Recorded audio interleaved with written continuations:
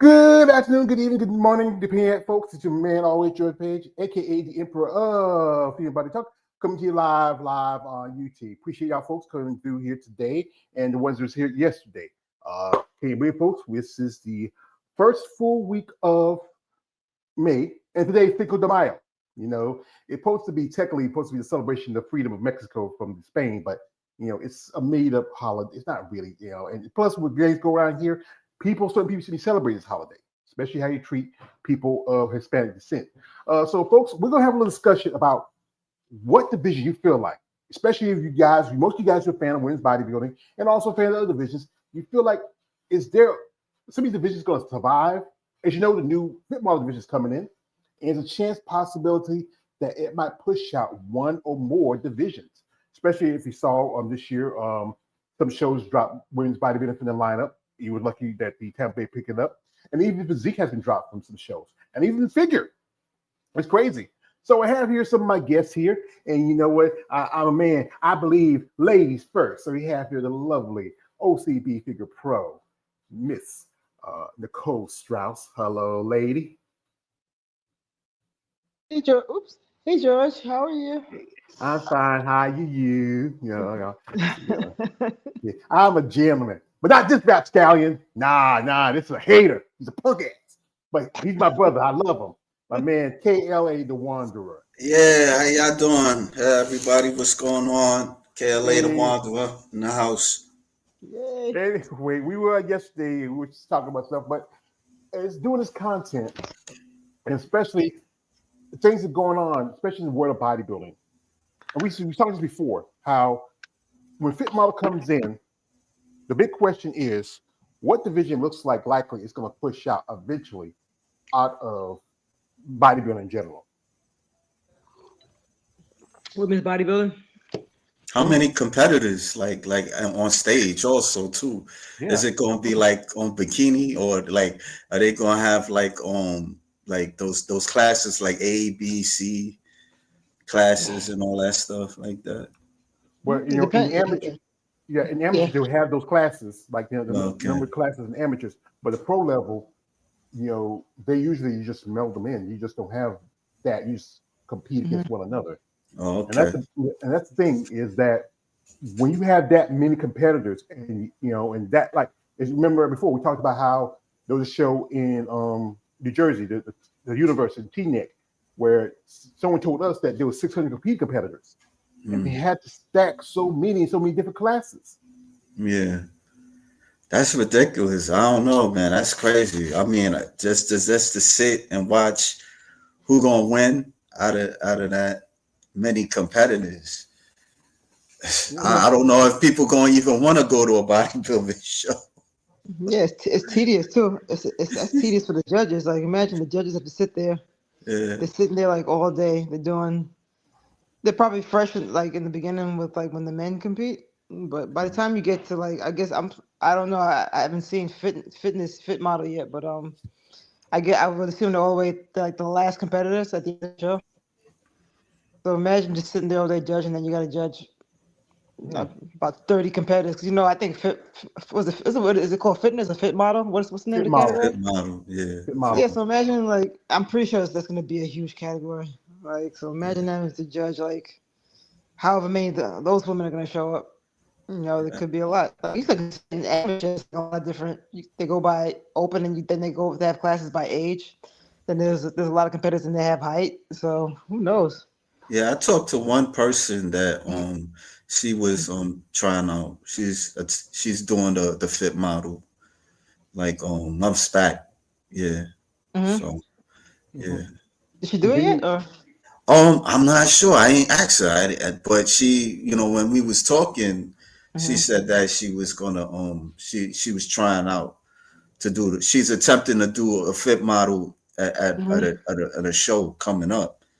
I didn't know. I don't know. Maybe I need to get back to her, so see how it was. So yeah, ask her. Yeah, because the thing is, I think it's going to be about the numbers game, and with the amateurs, as you know, amateurs have to pay. So if you can get so many competitors, and especially if you have a division like you look at women's bodybuilding, some regional shows and national shows don't even have women's bodybuilding. It was like interviewed Natalie Miller, and she was, she won her pro card at nationals, and it was only 6 ladies representing women's bodybuilding. They didn't have enough bodies, so they took and just made one class. And like, 'cause usually you have, women's bodybuilding goes by weight. You have middleweight, lightweight, heavyweights like that. So instead of just how you have the lightweight division, the middleweight division, a couple of times it's had lightweight and heavyweight.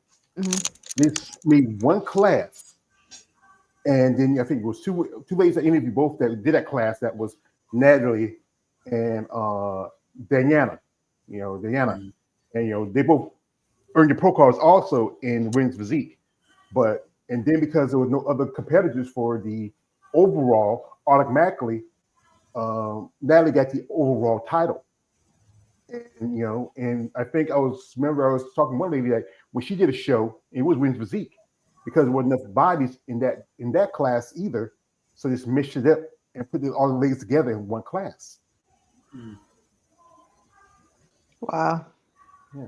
But that's not, that's hard because, how's that fair? How do you judge like an athlete that's bigger and an athlete that's smaller? You know what I'm saying? So if they have, I don't know.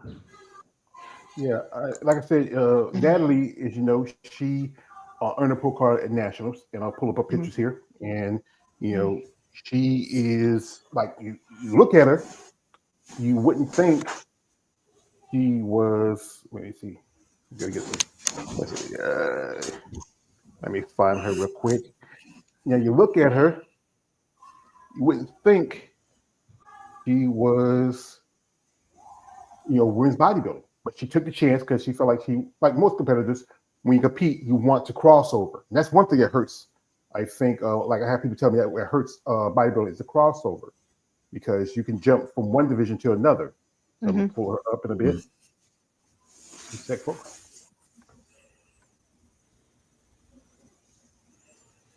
Now this is Natalie, and she, remember her? She was doing both physique and women's bodybuilding. How was she able to do that? Like, she don't look like a women bodybuilder like that. Like, because they allow you crossovers. You can cross. Yeah, but I'm saying like she don't look like a she more looks like a women physique competitor than a woman bodybuilder. But that's the thing is it doesn't about looks as long as you can, if you put your application in for the division, you can compete whatever you want. It doesn't, like I said, that's one thing I think. So you talk about that crossover is one thing that hurts, especially in amateurs. That's the biggest thing about with the fit model is that they're trying to cut out crossovers because they want, because they feel like if they do that, you got to think about it. You have girls who compete in bikini and might want to cross over the fit model. You might have fit models who compete, want to cross over the fit model. At that same show, a lady who was also, she looks more like,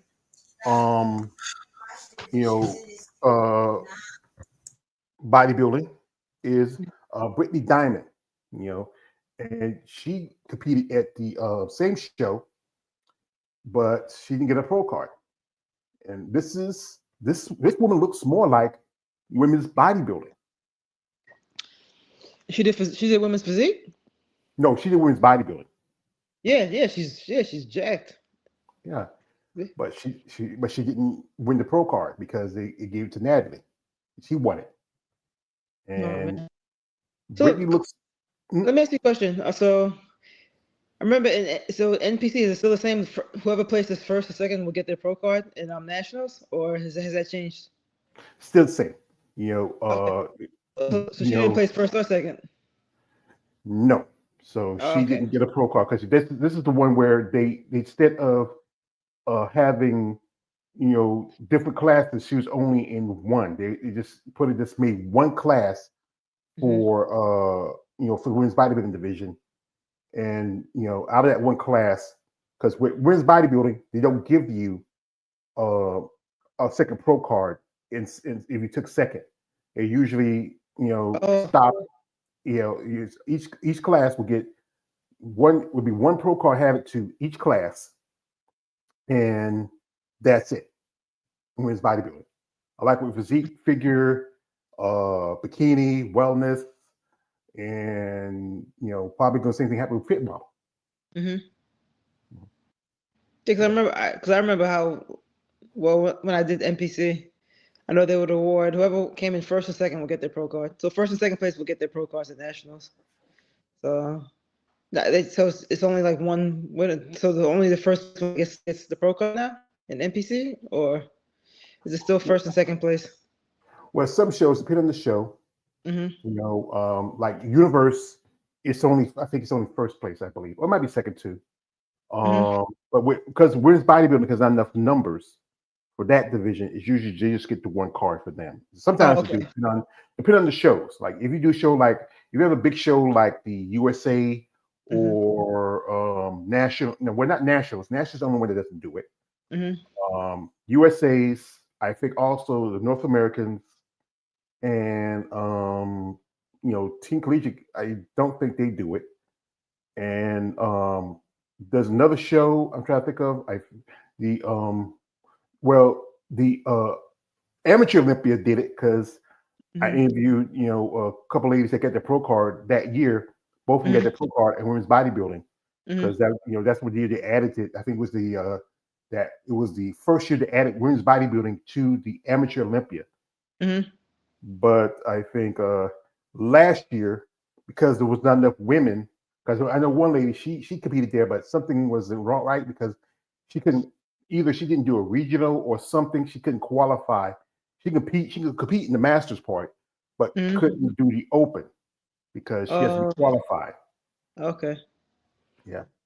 It's just, the thing is, the rules just, I think that's the thing is, because the numbers are so low for women's bodybuilding, it's a division that looks like it's easier to push out compared to the others. Okay.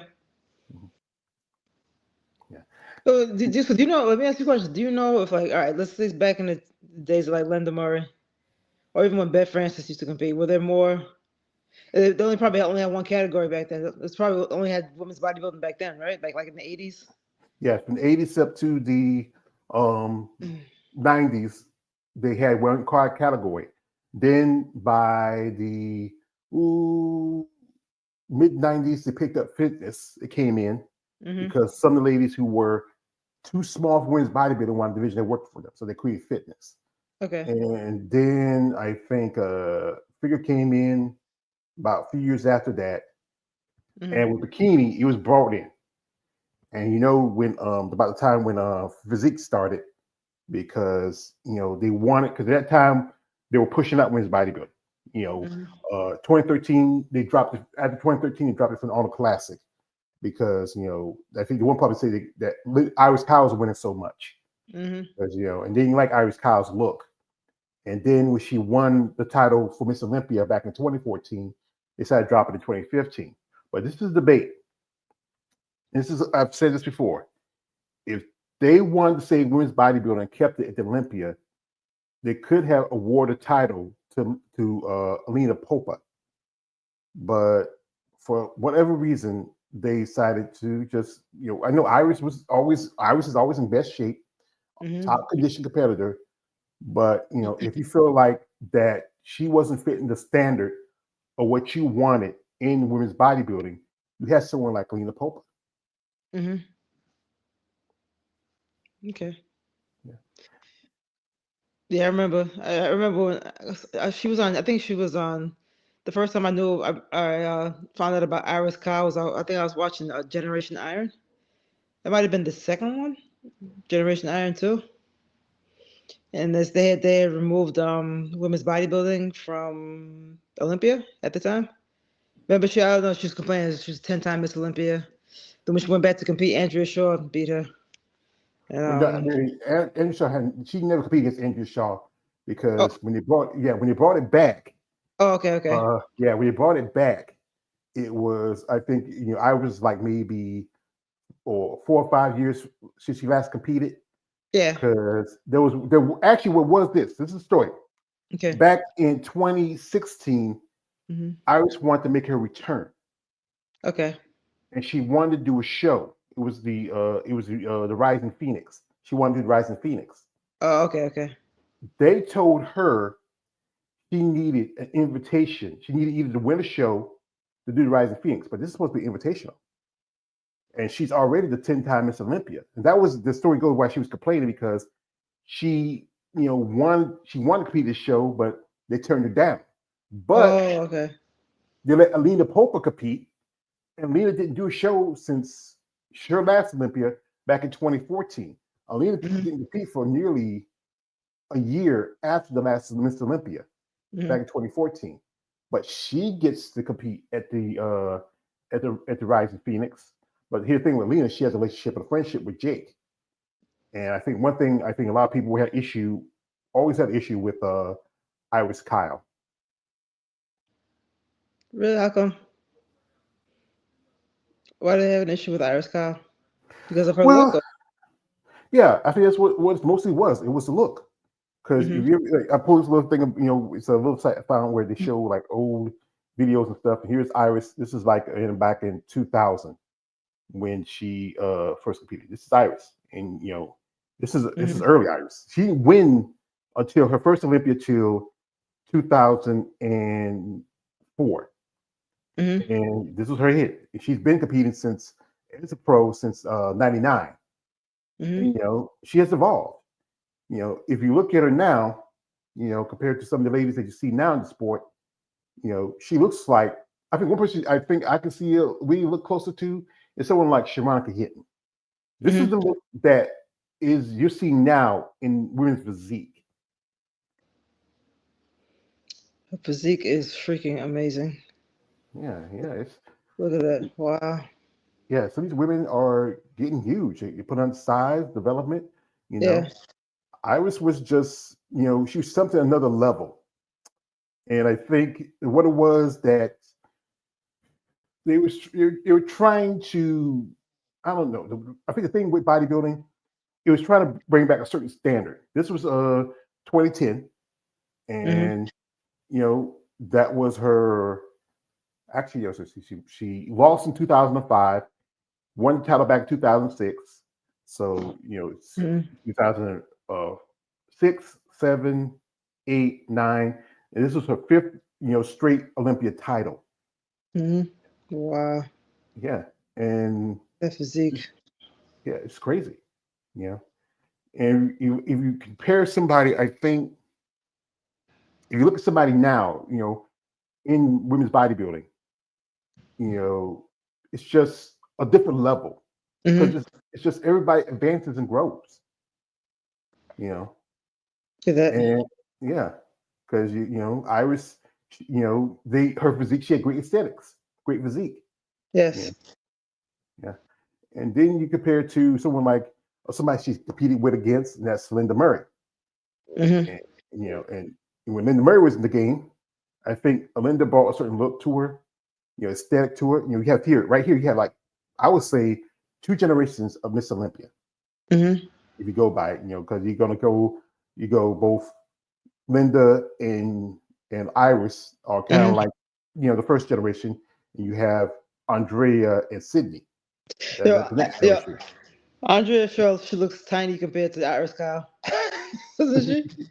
Yeah. Well, like I said, you got to think about it. Iris is like she's you when you see Andrea's arms, because Iris, because she got arms behind both Linda and Iris. But it's the evolution of any sport. Even if you look at someone like Cindy Gillen, now that she's retired, she's moved from the game. She has a particular look that people like. Very nice lines, that femininity. But the question is, now she's no longer the champion. How would this change the sport toward the future? Now, we've got early picture of Cindy here. I mean, of her early her career to like her last Miss Olympia. There's not much of a difference. Maybe a little bit of size. Yeah, like her last spread is bigger. Her quads got a little bigger. Yeah. Other than that, it's pretty much the same. Yeah. And the thing is that the judging when it comes to it, they tell the girls, like I have a lady tell me, say they want you to be bigger, they want you to be more defined. But again, we go back to the judging. If they keep changing the criteria instead of Hmm. sticking to the plan that's set, because you're a figure competitor. Right. What do the judges tell you what they want to see? They want muscularity. They don't want too much muscularity. You know, so similar to how Sid Gillen looks. They want a V. You gotta have a nice V taper, right? So you have the slim waist. You have This really was an optical illusion. Your lats, you have a nice lat spread. So it's kind of like a Dorito shape, like a, you know what I'm saying, like a triangle shape. If you think about it, like your shoulders are broad shoulders, and it comes down into a lean waist. Then you want your quads to be a little bigger. All right, but yeah, there's a certain look that they want you to have a certain amount of muscularity and definition. In your back, your quads, glutes, hamstrings. Not too defined like women's physique. But for now, from what I've noticed, that OCB really sticks to their criteria of what they want, and how they expect you to look, like the package they want you to present on stage as a figure competitor. So that's the experience I've had with OCB. But even I see, and I've watched pro shows on YouTube just to get an idea of what a pro show is like, and they seem to pretty much stick to that criteria. You definitely have to have that V taper. That's big just to make your shoulders look bigger. Got a nice lat spread and develop quads. Glutes and hamstrings. They want to see that. They want to see definition there, but not too that you can't be too striated like you would be in women's physique. But they stick to that criteria. But I've seen we've seen it before. You've seen in NPC, you've seen bikini competitors that look like figure competitors. Then you see figure Mhm, competitors that look like they could be women's physique competitors, right? mhm. Yeah, because So, remember that. Remember the time we had Jeremy on? He talked about how he was at a show. He said that he saw a girl doing fitness. It was doing it was bodybuilder level, but she was doing bikini. She was doing mhm, figure. She was doing women's bodybuilding. She was doing physique. And that's the thing is the judging criteria keeps changing mhm, from one day to the next. They want you to be fuller. They want the girls to be two-star rated. They don't want you to be this and that. mhm. But then often, as I was told, the judges go by what they see. The thing is, if you see someone who doesn't fit that criteria, shouldn't they be penalized? Yeah, they shouldn't win. Like if how are you competing in bodybuilding in bikini? That's a completely different look. That's way too much. First of all, it's way too muscular for bikini to begin with. So they shouldn't even be able to compete in like either one, bikini or figure. I could say, yeah, I could see them cross over from bodybuilding to physique, but even like women's physique, that's a different look. It's a different look. I feel like physique is more striated. Women's physique is more, a lot more striations for physique. You know, women's bodybuilding, they want you to be bigger and more muscular. I feel like that's the difference. Like women's physique, that you have to be like super lean and super like striated. Like they want to see like every, you know, every bit of definition possible, every line, every bit of definition possible. But even that, I think women's physique and women's bodybuilding do look different from each other. The look is different, so I don't see how. I don't think there should be crossovers in general. That's just my personal opinion. I don't like crossovers. I really Mhm. don't. I don't, because it's I like think. every category has a different look. So how you crossing over? I don't understand. How can you look at like two different categories in the same on the same day? Mhm. Yeah, that's the thing is that as promoters, it's about money for them. Yeah. More competitors that can do. If you think about it, if you had a show that had like 600 girls doing bikini, then how many of those 600 is going to cross over to a division like figure or wellness? Mhm. So that's money to be made because Mhm. you're not going to say, okay, I'm just going to do this one division and see how I do. But there could be opportunity for me to cross over because I might not give out. We can't have any ladies who said that they didn't place well in one division, Mhm. but they placed better in the other because that division might have worked with their aesthetics, how they look, how they were built, everything. So they pretty much want to compete. They just took a chance. They said, let me just try everything and see, see how I place in each one. Yeah, I interviewed a lady. She got a pro card in figure. That's been a couple years ago, but she also did wellness. I could. Actually I've seen some figure competitors that look like they could be wellness competitors because that's like super huge quads. So I can kind of see that if your quads aren't too overly well, as long as there's that symmetry. Because your shoulders and your quads, it's a certain proportions. Like your shoulders and your quads, those are the widest parts, so your waist can look smaller. There's a certain symmetry about how a figure competitor is supposed to look. So I don't know. She wouldn't if she's doing wellness and figure. They look different. They don't look like they're right. You've seen. They don't look like that's not. They look different. A figure competitor looks different from a wellness competitor. Yeah. I don't like crossovers. That's just I think that's my bottom line. I don't like crossovers. Like how you compare wellness and figure? Those two don't either one or the other. So, So, and then we go back to the fitness division, and that is, I think, the second oldest division in, because I don't think too many people earn their pro card in fitness. They do, they might do it in figure, and then eventually earn their pro card that way. And the thing with fitness, I think, is the toughest division to do yes. compared to the others, because you do have to be more physically inept. You do have to jump around. You have to move around. You have to be more athletic compared to the other divisions. Yeah, that's true. Yeah. As you know, recently, Missy Trescott, she announced her moving to figure. She's planning on to make her debut this year, and she's going to do a show.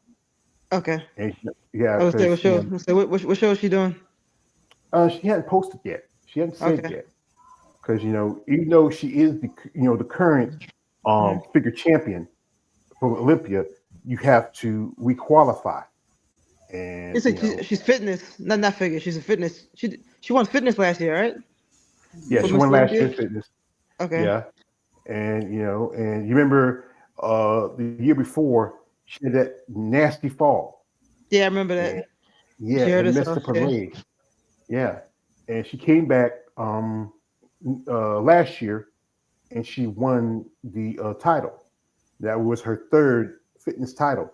If you look at Missy, you She looks like a know, figure competitor. She looks like a figure yeah, competitor. She has the look. So she definitely yeah. looks like a figure competitor. Yeah. Well, I was told one issue is her abductors. I think it's feel like her abductors are too large for figure. What I was told, and something she might do well in physique, but she says she don't want to get that big, you know, put on the size for it. We have here, I think I got here a guest here, and this is somebody who's been in the sport, and she's a friend of mine, and she really understands the sport. And I was hoping to have I just got to text my big brother. He can't make it because he is doing something, but I appreciate him. I hope we can give it next time. We have here IFB Pro legend, Miss Nancy Lewis. Hey, Yay! Yeah, how you doing? Hey hey, how are Nancy. you? Thank you for having me. You are welcome because, ma'am, you've been in sport for a long time. You've competed with some of the best, from people all the way to Linda to Iris, and you see how the sport has evolved. And even remember in an interview, I remember asking you at the time, would you consider moving over to physique? No. Um, I think when I started, it was just women's bodybuilding. We didn't have all the extra classes. We had classes within bodybuilding. We didn't have physique um, until the latter part, and that's when I was actually on my way out. But I never considered. It never crossed my mind to want to switch into another division. Um,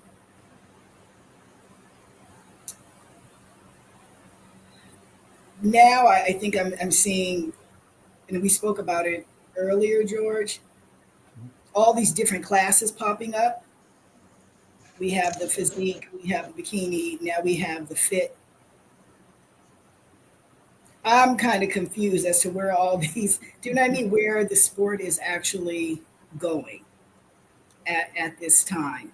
Um, I'm a female bodybuilder, will always be a female bodybuilder. Uh, but there's a certain part of me that understands the money issue or the financial aspect of the sport. For any sport to survive, you have to have, income. And for what female bodybuilders do, not every woman wants to do that. Mhm. And the reality of it is, not every woman can be a female bodybuilder. It's just not, I don't care how hard they train and do whatever they do, it's just never going to happen.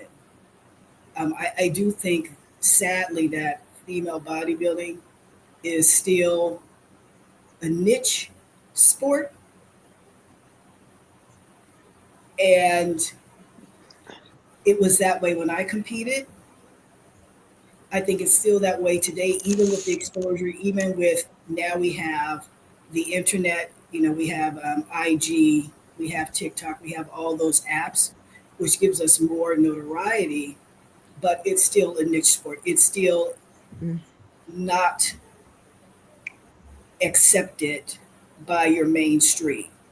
And even though we're in 2025, I think there is still a lot of do's and don'ts for women in sports, female bodybuilding being one of them. Can I ask a question? Like, do you pay attention to the other divisions, I like do look at the bikini other or? divisions. I do observe that physique, women's physique, is now very close to a low end of female bodybuilding.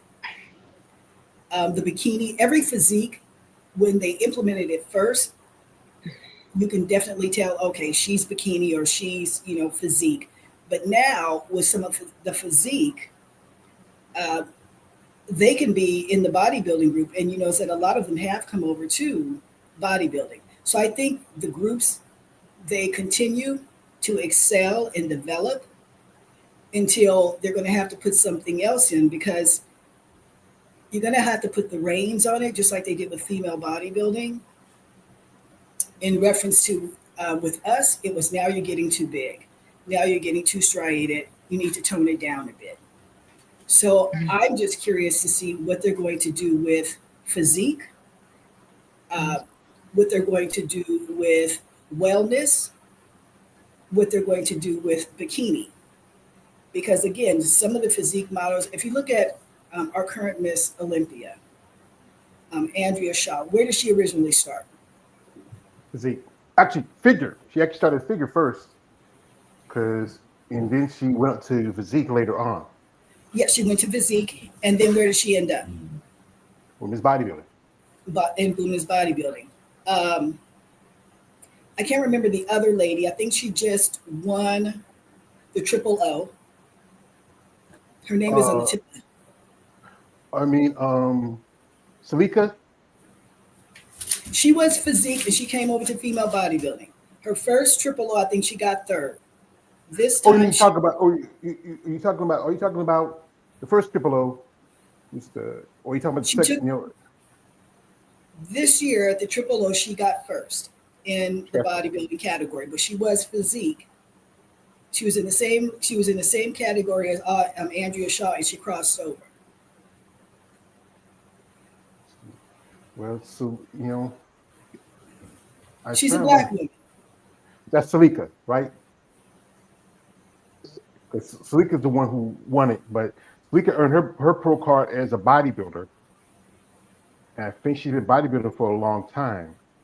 I don't think she might have done physique. Like a lot of, you remember, a lot of competitors do physique because they feel like it was supposed to be replacement for women's bodybuilding. But I know Salika earned her pro card at nationals because she was up against uh, Marilyn Yee, and she took the overall title and won the in her class for women's bodybuilding. Um, Chelsea, she earned her pro card as a bodybuilder, but she was doing physique for a good while. And Oh, you're talking about Mela. Because Mela's the one, she competed Triple O. She actually was figure, and Mela crossed. She did physique, and then later on, I think she was. I remember the story was told. This was told to me by Jada Beverly. That year they competed at the it was the Ultimate Classic, and I think it was in 2020. And they were told, both her and Jada were told to move up to women's bodybuilding. And the next show that Mela did was the New York Pro, where she won her qualification because she already been to the Olympic before and wins physique. Let me see if I can pull up a picture of Mela. Give me a second. Okay, now she could have done the New York Pro. She could have done the New York Pro, not this year, but the year before, because that was her pro debut. Her pro debut? That was, we talk about Ashley. Yes. Ashley. Yes. Ashley, oh yeah, Ashley, that's what we're talking about. Well, yeah, Ashley, you remember, she started out in figure. And she went to physique. Uh-huh. And then she went over to female bodybuilding. So what I'm saying is those two, right? If they would have never, let's say hypothetically, they would have never crossed over. They could have by all means been bodybuilders. Right. All right. So this is what physique. Now, obviously, she's made some changes to come into the female bodybuilding category, but really not anything that I would say is over the top. You know what I mean? She was already there. She may have refined some things. She may have changed her diet a little bit more to come in harder and leaner. But that is what, if you take her down a couple of notches, that is what you're looking at in your physique now. So physique, some of those physique women, they are, in my opinion, right on knocking on the door of female bodybuilding. And so what I'm saying is all of the classes, they're developing quite quickly. And now I'm sure that a lot of women don't want to look like physique. You know what I mean? So you have bikini, and bikini is coming up as well. So now this fit, you know, because when bikini first came out, I was like, okay, well, that's any girl off the beach. You can find a lot of bikini girls on the beach, right? So now you have fit. So what actually is the difference between fit and bikini? Are they toned women? Do they have, you know what I mean? What are, how am I going to be able to tell bikini from this new group, this fit? Are they going to be one and the same? Is it just going to be, they're going to be a little harder, a little fuller? You know what I mean? And so how long is it going to be before they start to evolve and become, like I said, a little larger, a little harder? And they're no longer really in that category what they started out with. This is a transition that has been historical throughout women's bodybuilding. Because if you look at in the 70s and 80s, if you look at the 80s even, and you look at now, we've come a long way. Even if you look at the 90s, you know, when I came into the sport, it was actually 89. I turned pro in 91. All right. So Laura Caval was there with me. Linda Murray was there with me. Diana Dennis was there with me. Vicki Gates was there with me. Yolanda Hughes was there with me. Jackie Paisley. All of those ladies were there when I was coming up in the sport. Andrea Langer was there with me. You know, Sharon Bruneau. All right. Denise Rokowski as well. So we've all really, you know, progressed up into the 2000s. Even Kim Shavesky was there when I was coming up. So when you're looking at those ladies back then and you look at those ladies now, there is a big difference. And all, I guess my question is, you got this new group, which is fine, you know, which is fine because at the end of the day, you want to pull in more money for your sport. Okay, you're trying to transition possibly so it's more acceptable in the public eye. So maybe you can get some contracts, maybe you can get some commercials, you know, on how, you know, bodybuilding has changed and we're all about health and fitness and you have this new group. But why couldn't you do that with bikini? Because at the end of the day, this is a business. It's a sport. but it's a business to line your pockets. And that's what most businesses come down to. It's money. It's about money. I don't know what the numbers are, how much you're actually prospering, with female bodybuilding and figure and fitness and all those other groups. But there has to be a demand for them to bring in the fit category. Maybe I'm just viewing this a little differently, but you don't bring in a group unless you have a demand for it. Mm-hmm. And unless you look at the overall picture and say, you know what, I've been out talking to the women and this and that, and fitness or figure is now, or physique is now getting really, really close to female bodybuilding. A lot of women don't want to look like that, and again, a lot of women's not going to be able to look like that because it's a totally different mindset. You got bikini; they're coming in a little harder. They're probably, I'm not saying all of them doing more subs or PEDs. Maybe they're doing, some other type of supplements, but they could be doing peptides. Who knows? But there's a change. That's all that I'm saying. There's a trend, a change that's coming slowly but surely with each group of women as we start. And in order to bring in a new group, you have to have a demand for that group. Mm-hmm. Or either you take your chances, you introduce a group, you take your chances and say, okay, let's introduce this group. Let's really promote it. Let's see what happens with this group. Let's see if this is accepted by the norm. And if it is, maybe we can run with this group and open it up to mainstream and introduce other things, contracts, more health and fitness. Because now, whoever that person is, or however that group is designed, now for your everyday mom, let's say a mom or some girl who wants to be fit, I can look like her. That's attainable. Women's bodybuilding and in today's physique is not attainable without a lot of sacrifice. And so that's always been my question. Okay, now you have this group, obviously, like I said, you have a demand for it. I don't know what the protocol is actually going to be. How are you going to promote it, right? What's the prize money going to be? Because we've been stuck, it seems like, at 50, 60, or 100. I think the Triple O came up to 100,000, I believe.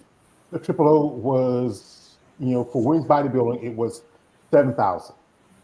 Okay, was that the grant? I thought he raised that for the total. Which one are you talking about, Triple O, or are you talking about the Rising Phoenix? I'm sorry, the Rising Phoenix.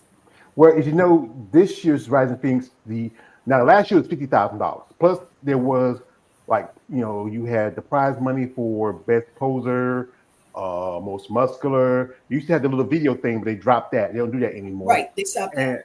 And Andre used to win a car, but they dropped that too. Right. But now the prize money is going to drop. For first place, it's going to be like $25,000, I believe.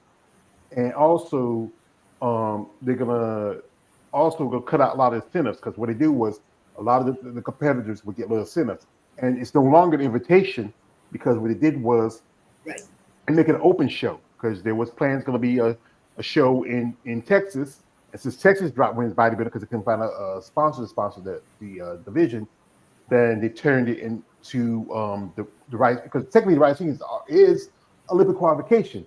But as long as you have Andrea or Angela or any other competitors who already get their Olympic qualification competing there, anybody else who gets invited who doesn't have it, you don't really have a chance. Right. And that's true. Like I said, the prize money last year was, like I said, you had your top three. You had Andrea, you had Angie, and then I keep forgetting the other girl's name. Ashley. Yeah, Ashley. Those were your top three. All right. So this year he switched some things up. You're right. He lowered the prize money. It wasn't invitational anymore. Andrea wasn't there. You didn't have Angie there either. So that left the door open for Ashley and some of the other competitors, to come up. But again, my question, is still, when you're looking at the prize money, it's like apples and oranges to the men. And I know that it's been said it's because we don't sell tickets. That is what, women's bodybuilding does not sell tickets. And you can't raise the prize money unless your ticket sales are up. And that's always been the argument that they've had. That's why the men, their prize money continues to go up because they sell tickets. How true that is, I actually don't know, because as of lately, we've never been on the same night with the men. We've always been on a separate night, and men have been with, I think, bikini or figure or fitness, one of the two, for most of the shows.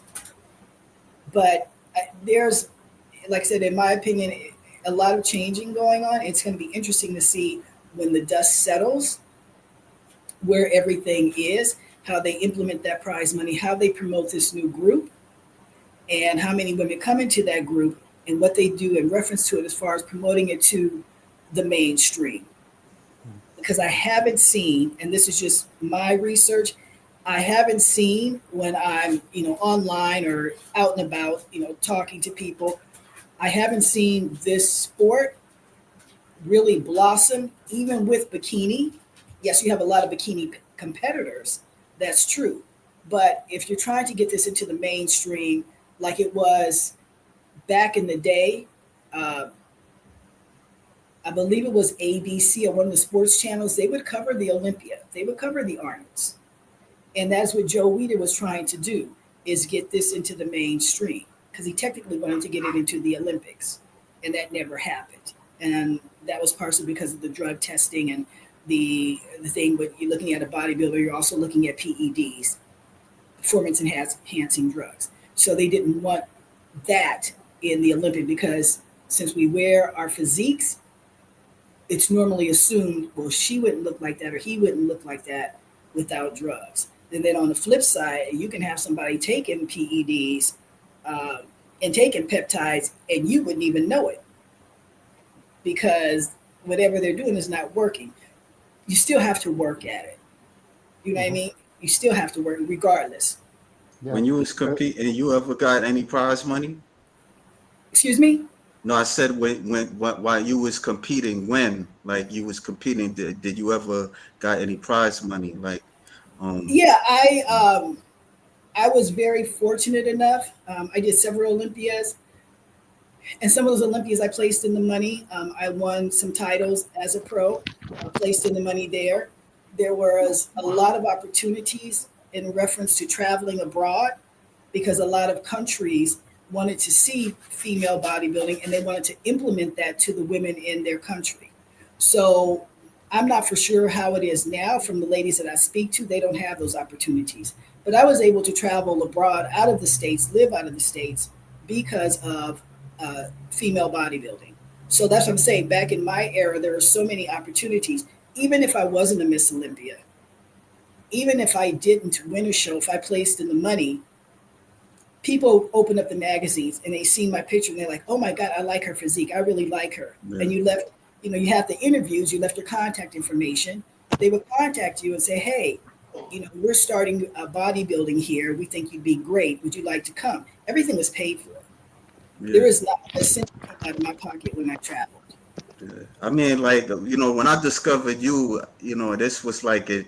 When you became pro, I was in high school, and that was the time I discovered, paid attention to female bodybuilders.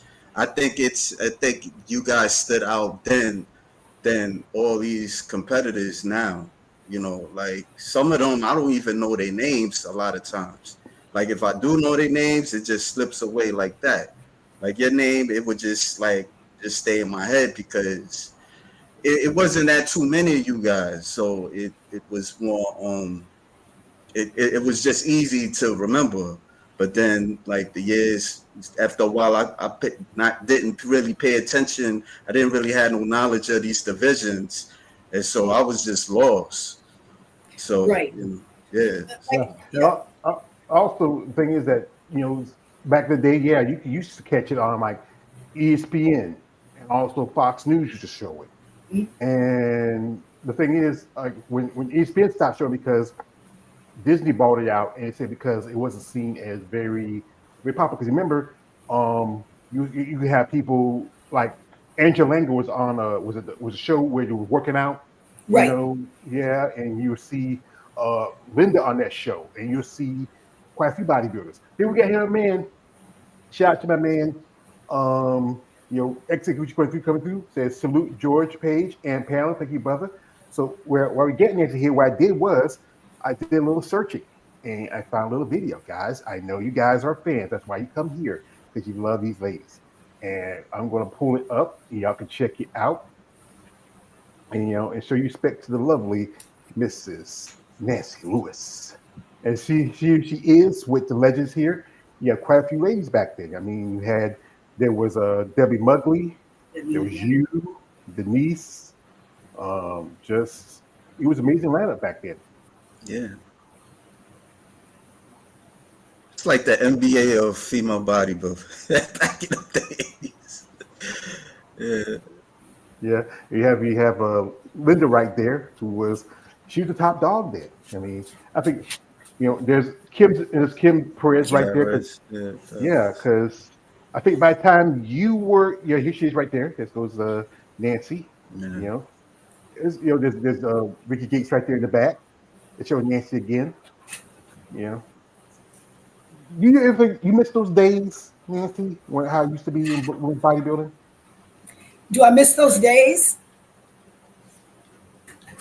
Yeah. I do. Because it was new, it was exciting.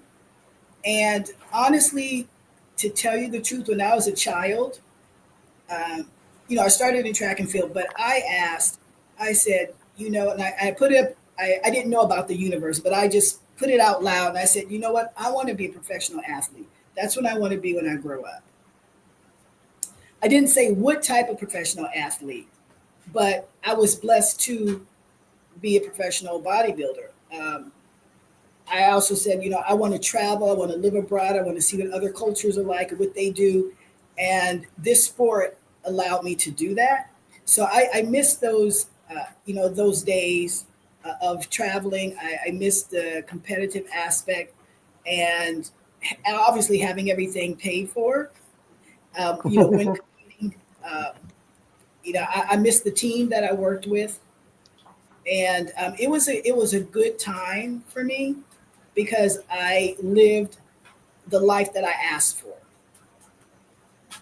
That was my first phase of my life that I wanted to do. These are the things that I want to do, and I got to do those things. And if I had to go back and do it again, I would do it all over again. There would be nothing that I would change about being a female bodybuilding, going in that direction, because the opportunities were endless for me. Yeah. This is one of my favorite pictures here where the girl is I mean on the backstage and they all up Nancy. Oh my God.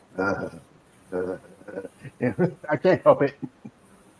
I think you had one of the I would say honestly most beautiful physiques back then. You still are an amazing lady, And like I said again, I think if people were really more open and understand about bodybuilding, especially either the men and the women, I think he has a chance. But because they're always going to use that thing about steroids and this and that and this and that, but to understand the work you have put in.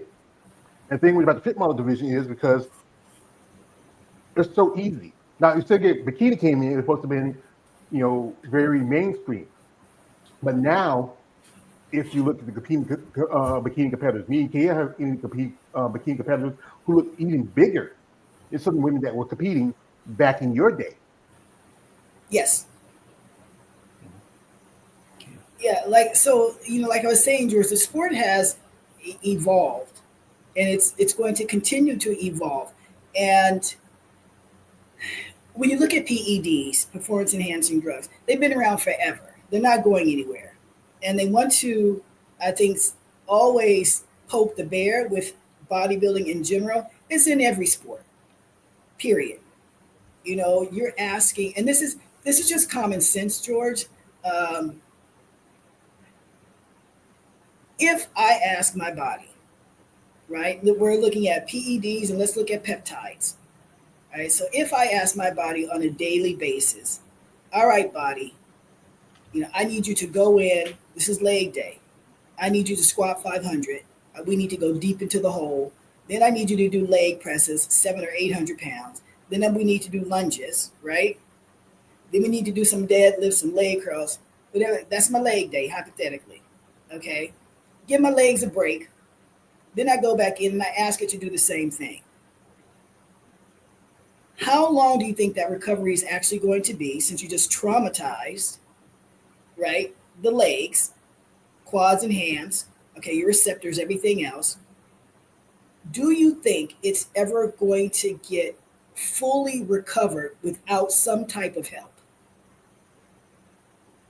That is like I said, is it going to be recovered without some type of help? Where do you think injuries come from? If you're not doing anything extremely stupid, if you've warmed up, right, and you're not pressing more than you should, how do you think athletes normally get injured? Unless, like in football, somebody gets tackled and they fall down or break something. But if you're doing everything that you should, and you go into the gym, you feel good, right? You hit that squat or you hit something, you're not fully recovered to do that exercise, even though in your mind you are. Does PEDs help that? I think so, to a certain point. Does peptides help that? Yes. They allow you to recover quicker so that you can go on and keep doing the same thing. You still got to eat. You still got to train. So even if you took away steroids and you went to PEDs, and let's say you get the same results, do you think that society would say, oh, they're drug-free? No. Because society is used to seeing your norm. We are never the norm. We will always be outside of the norm. And when something is outside of the norm that you don't understand, and you don't care to understand in research, you make an excuse for their success. Sometimes you might be bang on. He may be taking PEDs. He may be taking peptides. But unless you're there, you can always make an assumption. But unless you're there, it's just an assumption. And you know what they say about assumptions or assuming something. Yeah, we can assume you get asked out of you more than me. Right, yeah. Right. So that's, so like I said, George, it doesn't matter. You still have to train. You still have to eat properly. You still got to bust your ass in the gym. And recovery is for any professional athlete. Recovery is probably the most important thing. Why do you think they have, red light therapy? Why do you think they have the TENS unit now? Why do you think those athletes go and soak in ice? I don't think back in my day, we had the ice soaking. The TENS unit and the red light therapy may have just been coming out back then in the 80s, but it isn't like it is today. Again, evolution, it's evolved. Athletes are much better. And so things have to evolve with it. Mm-hmm. Yeah. Nicole here, she's an OCB competitor, and they do natural bodybuilding. And Nicole, like your experience, how the training is much different compared to competitors that do use peptides or use a kind of performance enhancers. I view it, like I said, I think the trend is, I think people still have the basic of PEDs. They're never going to go away. It is, for some people, like eggs and oatmeal, or you know what I mean? Like egg whites is to bodybuilding, right? It's never going to go away. But I think that we're smarter in the way that we use them. And I think that we're smarter now because we have peptides and we can alternate and we can make better combinations. Mm-hmm. I think Nicole wanted, I'm sorry, Nicole was going to say something. Yeah. What Nicole about to say something? Yeah. My coach recently told me about peptides, but it's on the water band from OCB. But my coach saying that's not actually she was saying it's not actually pets. And she's same thing. She said it definitely would help with recovery. So, but with me, I don't know from my experience. Well, yeah, we've had this conversation, George, and okay, why I chose not to why I chose the natural bodybuilding route because I used to go to the gym with my dad, and when I saw these physiques with these guys, they look so like, wow, how did they get to look like that? That's like, to me, I was just like, oh my God, because it wasn't something that you would normally see every day. Even today, you don't see stuff like that. You don't see people that walk around looking like super jacked and lean and vascular or whatever. So he was like, nah, they're doing stuff to get that big. He's always told, my dad, it was like his way or the highway, like, don't do that. That stuff is not good for you. So I was taught just to not do it because it wasn't good for you. I don't like I said, but I agree. It doesn't mean whether you choose to be natural or enhanced. It doesn't matter. You still got to put in that work. It's still a lot of work. Like I worked like my ass off. Before I did this OTB show, I trained 3 years before I competed in that show because I wanted to bring the best possible package I could bring. So, but regardless of what, if you choose to be enhanced or not, that's that's a personal choice. But you still got to put the work in. And as for women's bodybuilding, it's like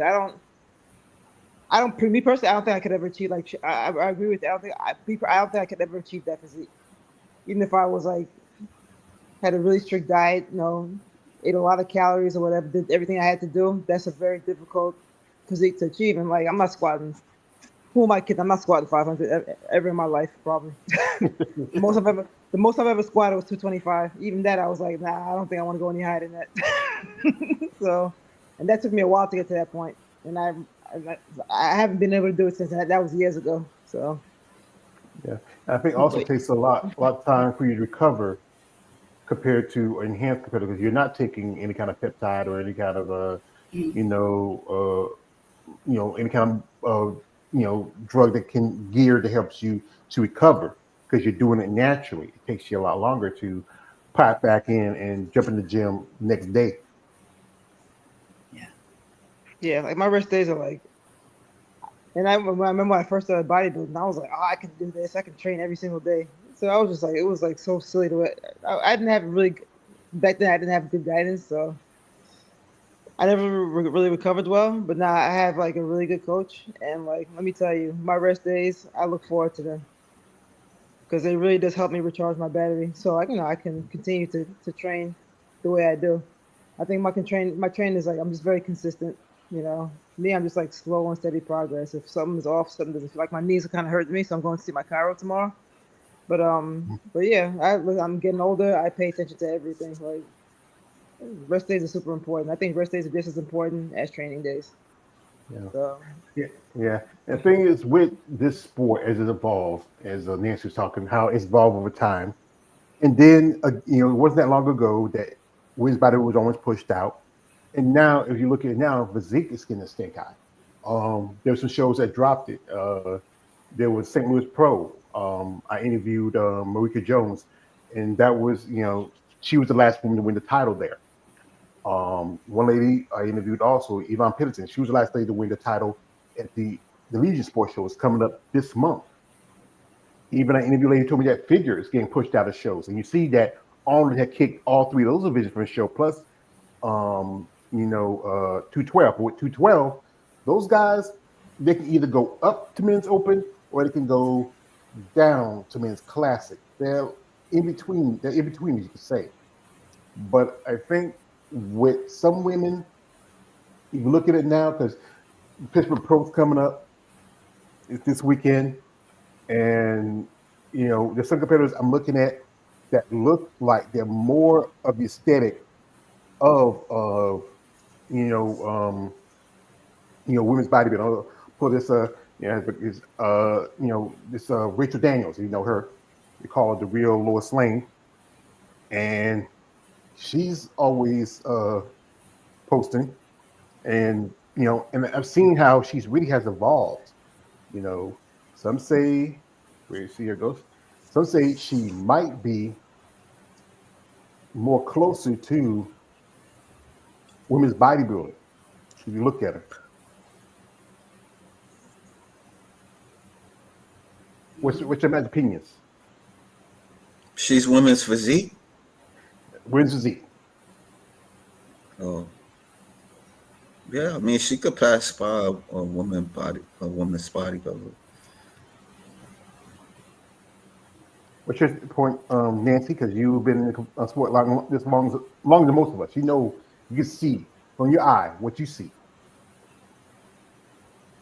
Are you asking me to? I see a woman that can knock on the door of female bodybuilding. Mm-hmm. And this goes to what I was saying earlier about the evolution of the sport and the classes. Because, like I said, from the pictures that I see here, the ones that you're showing me, she can definitely cross over. She might need to refine a couple of things, but there's no reason, and this is, like I said, physique. Am I correct? Yeah. Yeah. Yeah. So she can definitely cross over to female bodybuilding. And this is, one of the examples that I was mentioning earlier when I mentioned Andrea and Ashley. Um, this is not where they started when they first implemented this class. They weren't like this, and this is where they are today. And they're only going to evolve more. So you're going to have to either have that meeting that we don't want to see striated glutes. We don't want to see hard and drawn faces. We want you to be a little fuller, not as hard. If not, then it's going to continue to evolve, and then they're going to be a different class, but technically female bodybuilders. Mm-hmm. And And here that's she is. Here we have Lola Montez, who is top 3 in figure.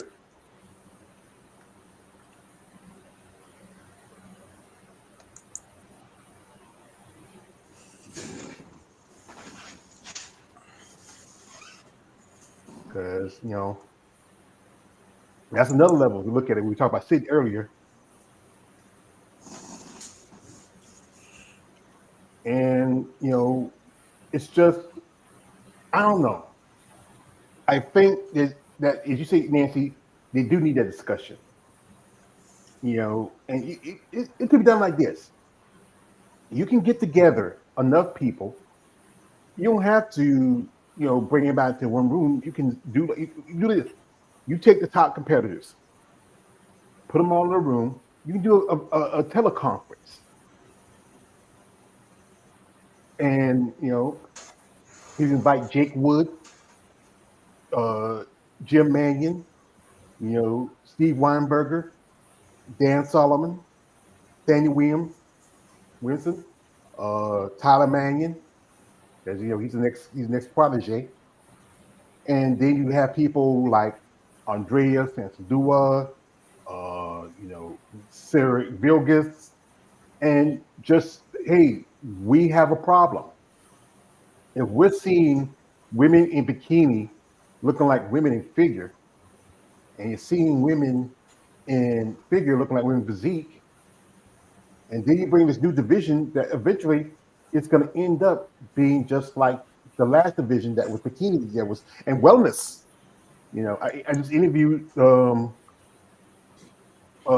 Phil, who's the wellness master. He really, most of his competitors are wellnesses, but he had crossed with the other ones. There needs to be a serious sit-down talk to figure out what is going to happen. Especially if some of these competitors, there could be a chance that the division might go extinct. Well,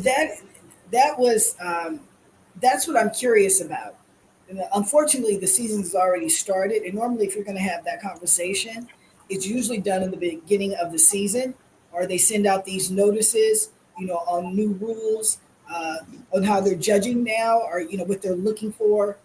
But like I said, I agree. So I'm just really curious as to how this is all going to unfold as the women continue to evolve to be better and better and get in better and better condition. Brings me back to this fit category. What am I looking for in the fit category? What exactly is fit? What is your definition of fit category? Because it can't be physique. It can't be fitness. Is it somewhere? Is it bikini, then fit? You know what I mean? Then fitness and figure. Where is it going to fit in? And how are they supposed to look? Mm-hmm. That's my question. And I haven't really seen anything. Maybe Nicole, you have. I haven't seen anything that's come out to say in the fit category, this is what we're looking for. Because they, Well, they have to have that. what I know a while back, Tyler Mannion, he put out a little presser when they announced the new fit model division, and you know, and he said was basically he put out what it's going to be and what it's going to be about. I'm trying to pull it up if I can find it. I know it's on his. He posted on his IG, and it's supposed to be go back to a classic look that was like, let's see, From the 90s or from the late 80s? more like 2014. Okay. It posted with a competitor. Her name was, I forgot the girl's name. He posted it. Trying to find it. It's somewhere. It's breaking news. We announced it. You know, but it's supposed to go back to, I forgot the girl's name. There's a lot of recaps here. You folks, to talk amongst yourself. But he announced it a while back. But the look supposed to be totally different from, I believe. Let's see if it might be here. Let's see. Is it here? No, I'll find it eventually. But the look is supposed to look like totally different from uh closer to the idea of what women's body when bikini first started out. And he wanted to go back to the look that it was right about 20, like I think about 2014, 2015.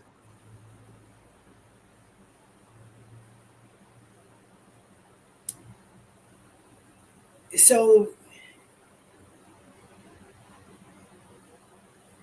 I'm just as confused as you are. Trust me, I have Yeah. no idea. Yeah, I'm trying to find something. I think it's somewhere on here. Let me see if I can find it here. Fit model in the, yeah, here it is. And this is I just put it up. And all right. All right, here we go. I found a site. They will show it. All right, here it is. And this is the look they want to go back to. And it's based on a competitor. I think her name, I don't get the name here, but this is the look they're looking at. It looks like bikini in a way, but the suits are going to be different. It's not going to be as fancy as the suits y'all wear now. Especially if you are, it's going to be like basic suits. Nothing too like the jewelry and all the shine. They're looking at a particular look that's a throwback. And this is what they're looking at. This is what they want. They want the nice conditioning. They want the nice shape, but still want a more softer feminine look compared to what you see in bikini now. okay, and for me, that's what bikini started like. Mm-hmm. And see, that's where they want to go. They want to go back to how bikini first started. That's fit model. The thing is, how long can it stay that way?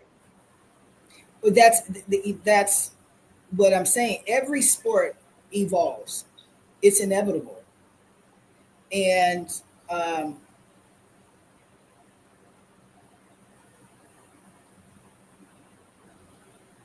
I just, like I said, George, Hmm? I understand the reasoning behind it. Like I said, you don't implement something unless there's a demand or you feel that it's much needed, and you can bring in more of the mainstream.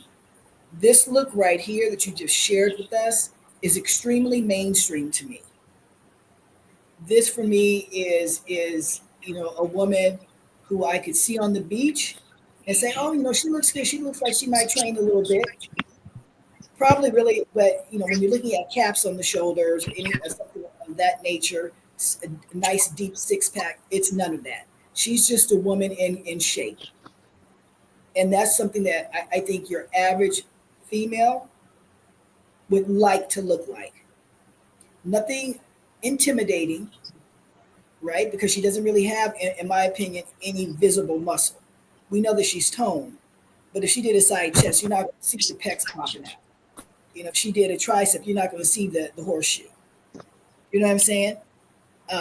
So it's not anything that's threatening to your male counterpart, your average male counterpart.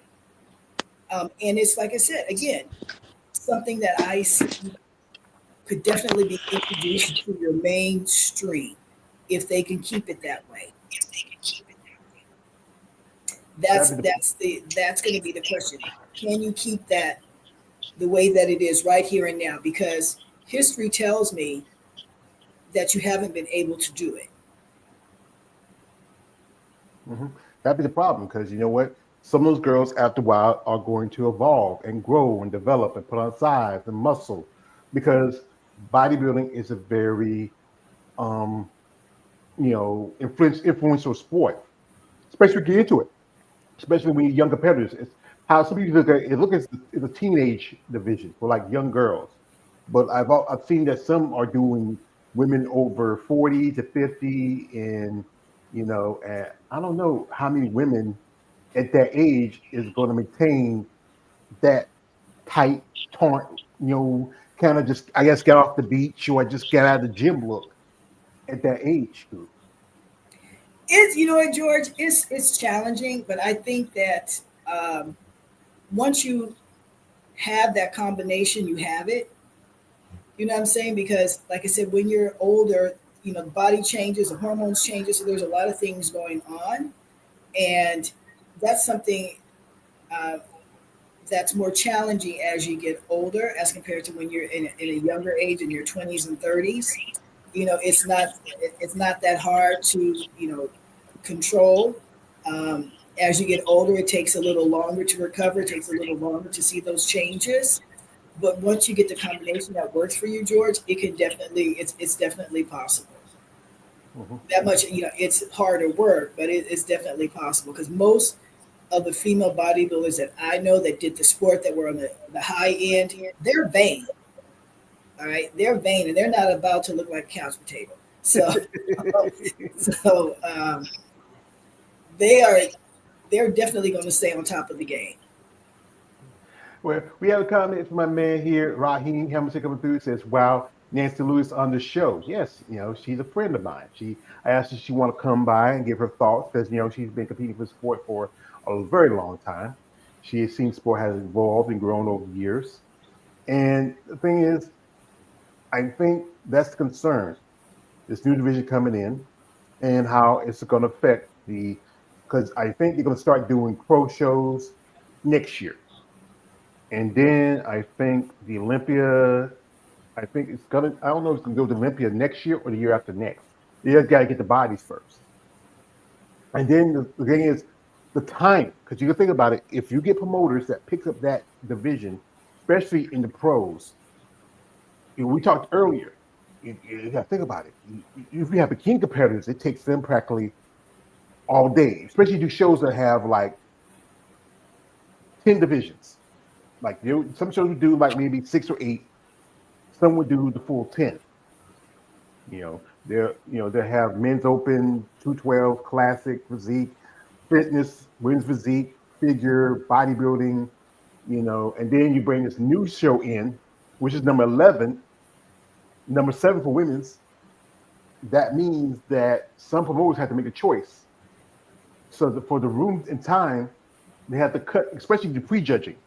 And then if you are pro-am, which is very popular because the pro make money from the amateur competitors, the many bodies you can get on a show, especially get amateur competitors, that's where you make your money at. And then again with fit models, they can't do crossovers.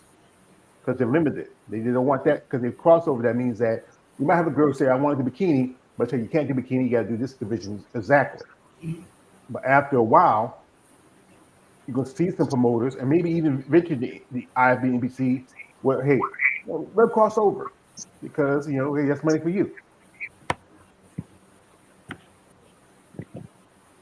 Yeah, it's I can say, George, it's just really going to be interesting because what I've observed is when they have these new classes coming in, they push female bodybuilding to the side. And then we don't have that many shows. Um, and then again, like I said, I don't know what the tickets are. I don't know what the profits are, but just kind of common sense as a promoter. If I was doing female bodybuilding, let's say last year, let's say I had female bodybuilding and I had bikini because there's so many bikini girls, right? And I had a couple of more of the classes, and I did my numbers, and I like, okay, women's bodybuilding didn't bring in any money for me at all. But now I have this new class coming up, which is fit, and I have so many entries, for this class. Well, damn, I'm already in the positive. I'm already out of the red zone. Well, I know what female bodybuilding has done for me. I'm just going to drop this. I'm not going to have it this year. And I'm going to go at this with fit and the other classes that made me money in the previous years. That's just good business sense. And this is my concern of what I fear. And then I'm assuming they're going to have their own pot of prize money. You know what I mean? Because I guess the promoter, what I mean, is whoever is going to be promoting the show, they're going to come to a decision on how much they're going to be making. But I just don't want this new class to come up because it is more attainable. And when you look at it, it's for me, it's just like a girl in a bikini, in shape, on the beach.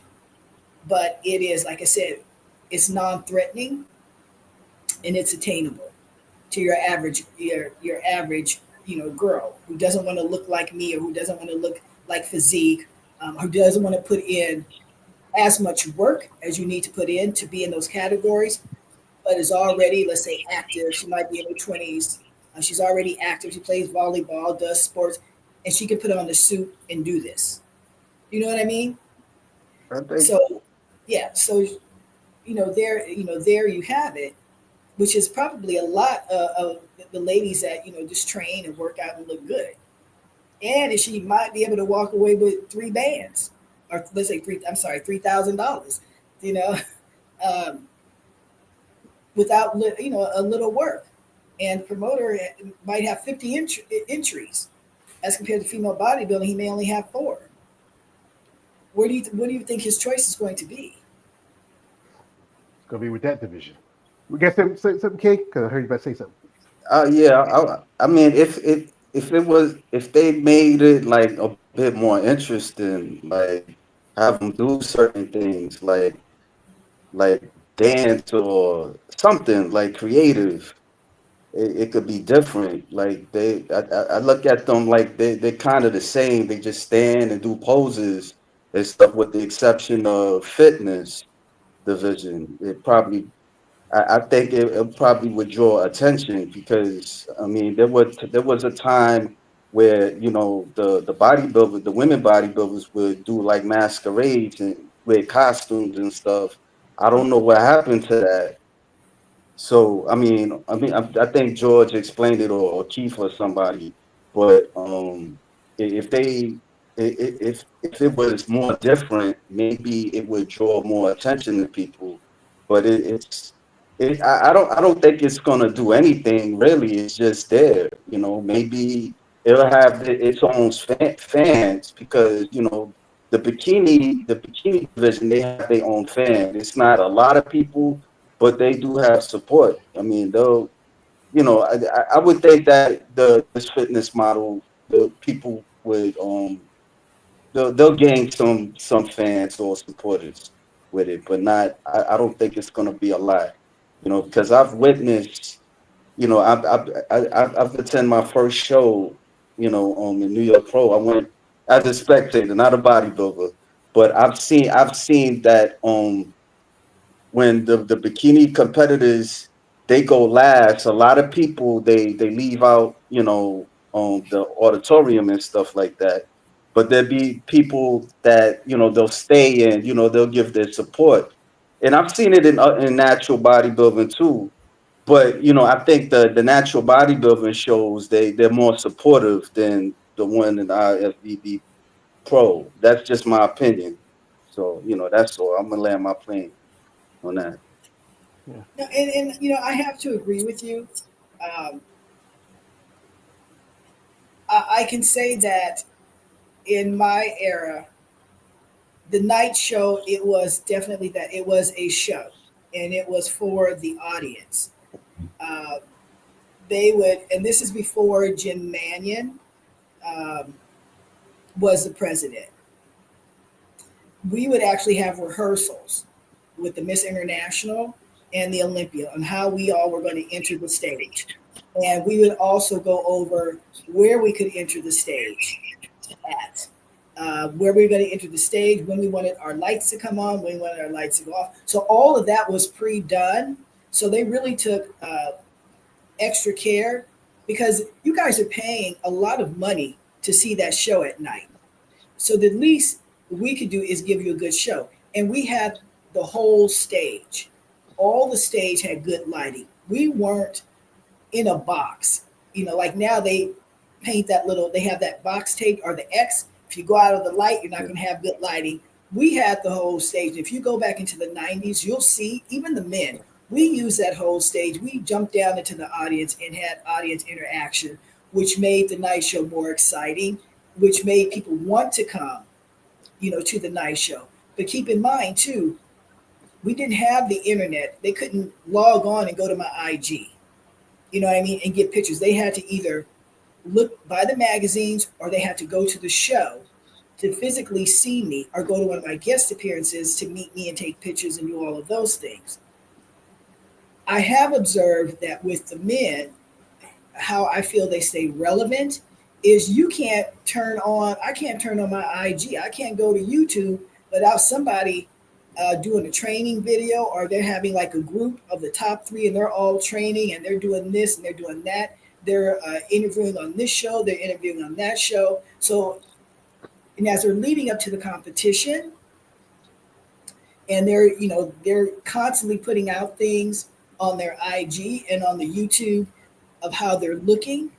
You're like, oh, I want to see this. When it comes on, I'm gonna live stream because I want to see if this person wins or that person wins. It gives you something to be excited for, because you're wondering, okay, how is he going to look? Hypothetical situation. You had Hottie, you had Derek, you had Fitzgerald, and you had Samson. I think there was some new guy. Let's look at the Olympia. You had some new guy. All the way up until the Olympia, I couldn't turn on my IG, nor could I turn on YouTube without seeing something about those 4, and all of them talking something. So for me, and I don't follow the men that much, I'm like, I got to see who's bringing what to the table, because of the way that they promoted that. I didn't see that with women. We normally stay quiet. And then we do the show. But there used to be a time that you would follow your competitor to that competition. So let's say, like with Andrea Shaw, let's say she's 16 weeks out or 8 weeks out. She would have a film crew up into a certain point of how she was looking and so on and so forth. So that audience and her followers, whoever they may be, actually was there with her. They come into the house. So you be personable with your audience, and that brings them in. Don't you think they want to see you on live stream to see how you're actually going to do, because they've gone on that journey with you? They don't have that. You know what I mean? They don't have that anymore. This is, in many ways, outreach customer service, so to speak, that you're reaching your audience, you're bringing them into who you are, you're making them a part of your journey, and then them being a part of your journey, they're going to live stream. You know, who knows? You might even get an invite to Japan or somewhere else because those people follow you and they want to meet you. They want to meet you in person. They don't want to see you on IG. They don't want to see you on the YouTube. You're articulate, you're interesting, you're funny. I think that person would be good for the women here in my country. That's what they're missing. It's a business, and you got to sell yourself as the business. Do you know what I mean? We talk about this quite often. That I don't some of see. these ladies have to really put themselves out there, and Yes. you can't be too shy. I interviewed a lady. She's a doctor, so she's from Newfoundland, Dr. Kenya Square. And she says she's an introvert. But the thing is, you can't put yourself. You have to. I understand she's busy, got a life, got a job, got a career, everything else. But you really have to really promote yourself more. Because if you don't, no one's gonna pay attention to you. And I think that's the thing with, I mean, when Jake we came up and he did what he did for women's bodybuilding, I think it gave it a little bit of life to it. But now, we, ladies have gotten lazy and complacent, and they women. Oh, no, I'm sorry, man. I ain't mean to. No, I was about to say, like, to piggyback on what you were saying about the guest you had. She was an introvert. It's I think the men we can't be introverted. If we are, we gotta not be like that. Women, it's okay. So that's why the reason why I would say that the women don't get as much attention as the men. Because men, we gotta put ourselves out there. No matter what we do, we gotta look for a job or talk to a woman. That's It's it's it's it's it's it's within us to do that. Because people gonna look at us as weak. Every day we go through that. So Yeah, and I agree with you. The natural role of a man is to be the provider. You have to be out there. You have to be the aggressor. But let me switch it up for you a little bit. When a woman decides to go into a sport that's taboo, right? She has to put on her pants while she's in that sport. That doesn't mean her pants are on when she gets home. Okay, so when she's in that sport, she is the aggressor. She is the product, and she has to sell herself because you can't complain. And I'm just saying this because sometimes the women complain. We don't get exposure. We don't get this. We don't get that. Well, damn, get off your ass and promote yourself. Okay, that's the only way that it's going to happen. Now, when it comes to, like you said, the men, that is what they're designed to do. I 100% agree. I'm not really designed to go out here and hustle and grind and promote myself, but I chose to go into a sport that requires me to do that in order to be successful. That's my sport. But when I get home, you best believe that I don't want to use the word submissive, but that fem energy is going to be at 100. But I'm going to grind. Okay, so that's what I'm saying. I'll leave that alone. What? No, I said I got. No, you can hear. Can you hear me? Yeah, you're going in and out. No, I was saying I got you. I understand, Miss Lewis. I got you. Yeah, I'd like to say that. What happened? It's just my opinion. It's just what I see, and it's just what. In some ways, it's kind of common sense to me because we're in a taboo sport. We've chosen.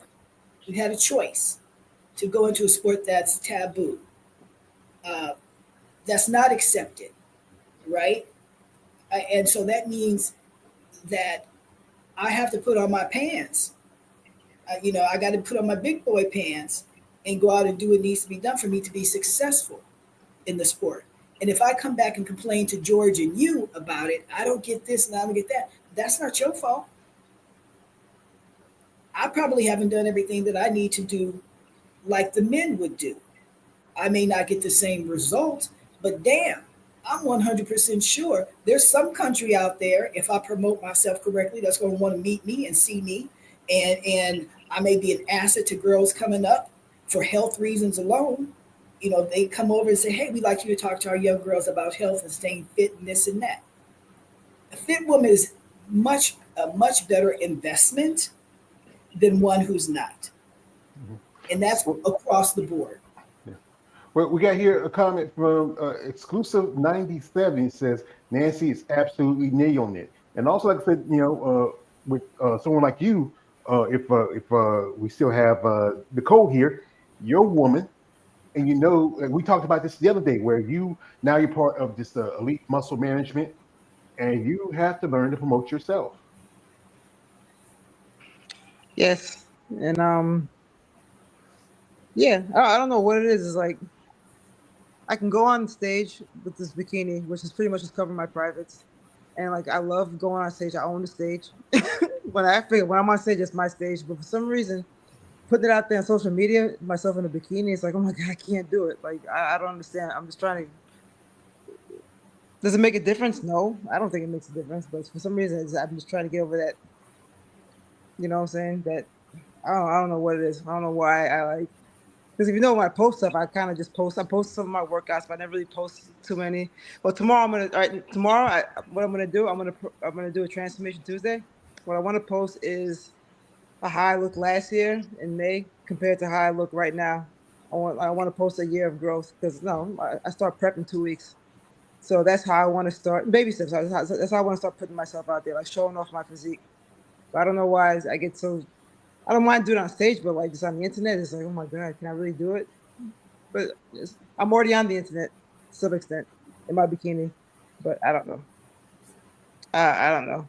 I don't know why I have such a hard time with that, but I'm happy I joined the elite management. I figure that's gonna help me just get over whatever is going on in my head to make me not want to post pics like that. But it's like, why? I'm like 50 years old. Like, why wouldn't I want to post them like that? And whenever, like at my show, people who went, they were like, wow, you look really great. And I think I inspired a lot of women, especially middle-aged women, to just get in shape or try and stay in shape. I don't know, but that's my problem. That's something I want to like overcome. I do want to put myself out there more. Like last year, I was like, when I was in prep last year, I wore shorts and like a tank top one day, and people were just like, a lot of people were staring at me, and I felt uncomfortable. I'm like, okay, why? I want to get over that too. So I'm like, this year, I don't care. I want everybody to see my body. So I'm wearing shorts and tank tops all summer because I'll be in prep. So I'll be super lean. So, but it's like, why am I hiding like this physique that I've worked so hard to achieve? And I'm going to be showing it off on stage anyway. So, but yeah, but the men, they just put it out there. They don't care. They really put it out there. Like they really promote themselves. And I don't think I want to be as extreme as they are, but I want to, I do want to put myself out there more. Well, I remember somebody telling me like men and women like dogs and cats. When a dog shit, he leaves it out there, everybody sees. When a cat shit, it covers it up. Yeah, that's how they work. And I think, I think society is like men, we are given more leeway than women.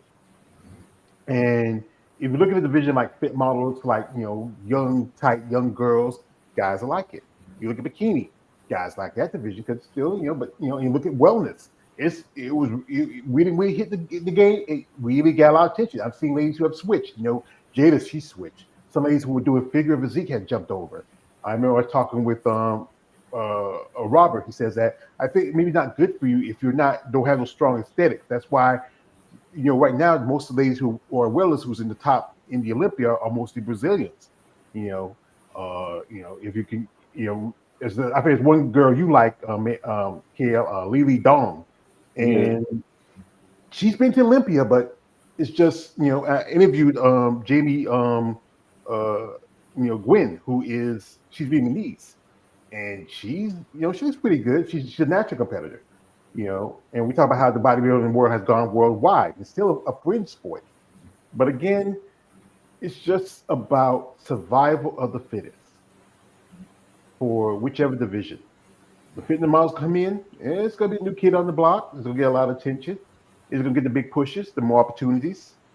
While women's bodybuilding, which is the grandmother of the sport, which started it all for women, it's going to get that little get the cold shoulder, and then it's also dropping in also into women's physique. They're getting it a little bit, and figures get a little bit. So it end up all you're gonna have left is just mostly high heels. It's gonna be mostly end up being just be a bunch of TNA divisions left. Yeah. So, yeah. So, folks, let y'all give y'all final thoughts, and then we'll wrap it up. So, we always go with the ladies first. We go here with Nancy, and you can share your final thoughts.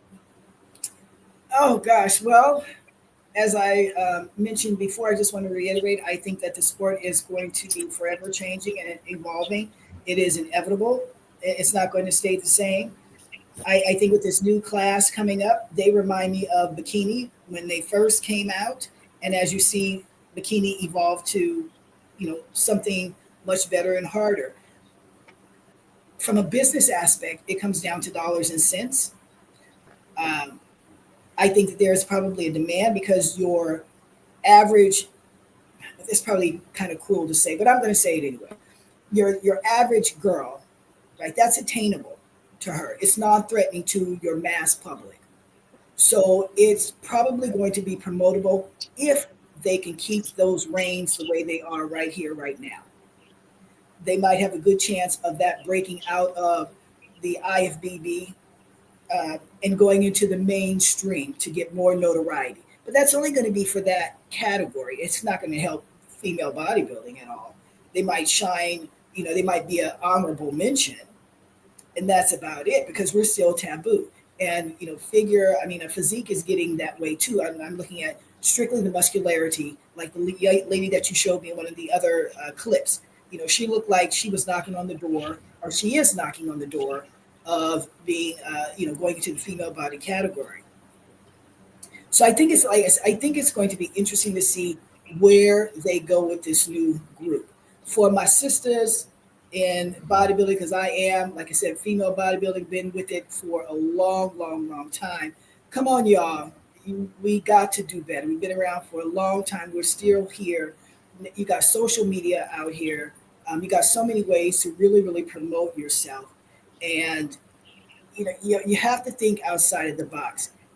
I understand that we're women and it might be a little harder, but there is no reason why we can't be traveling, or let's say not me anymore, but y'all can't be traveling to these different countries, promoting the sport in reference to health and fitness. And what I mean by that is nutrition and, women staying in shape in some of these, other countries that may look at you because, like I said, you got IG, you got 7,000, 8,000. Some of you got 1 million followers. You mean out of those 1 million followers, none of these people in these other countries want to see y'all? You got to put on your big girl, your big girl pants or your boy pants, and get aggressive, in my opinion, with promoting yourself so that you're not in the bubble. So you got to get out the bubble and do what you need to do, whether that's following what some of the men are doing.